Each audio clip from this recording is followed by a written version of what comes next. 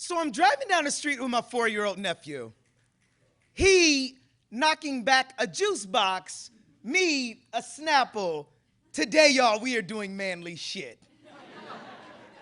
I love watching the way his mind works. He asks a million questions. Uncle, why is the sky blue? Uncle, how do cars go? Uncle, why don't dogs talk? Uncle, uncle, uncle. He asks uncle, uncle, uncle. He asks uncle, uncle, uncle, as if his voice box is a warped record. I try my best to answer every question I do. I say it's because the way the sun lights up the outer space is because engines make the wheels go. It's because their minds aren't quite like ours. I say yes, no, no, yes, no, yes, no. I don't know. Who knows? Maybe. We laugh. He smiles, looks out the window, spots a cop car, drops his seat and says, "Oh man, Uncle, 5-0, we gotta hide." I'll be honest. I'm not happy with the way we raise our black boys. Don't like the fact that he learned to hide from the cops well before he knew how to read. Angrier that his survival depends more on his ability to deal with authorities than it does his own literacy. Get up, I yell at him. In this car, in this family, we are not afraid of the law. I wonder if he can hear the uncertainty in my voice. Is today the day he learns that Uncle is willing to lie to him?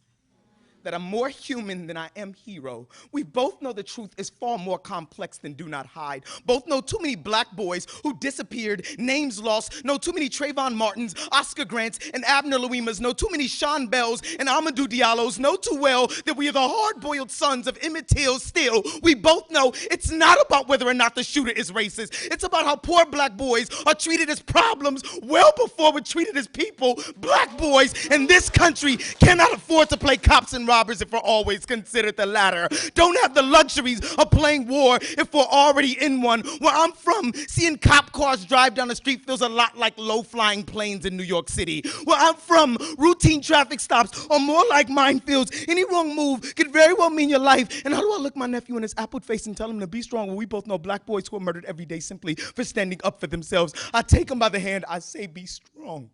I tell him, I say be smart. Be kind and polite.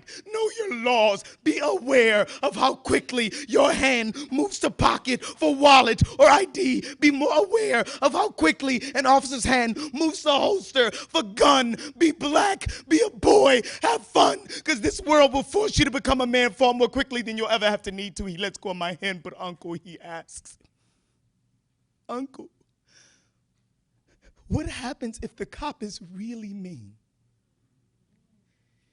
And it scares me to know that he, like so many other black boys, is getting ready for a war I can't prepare him for.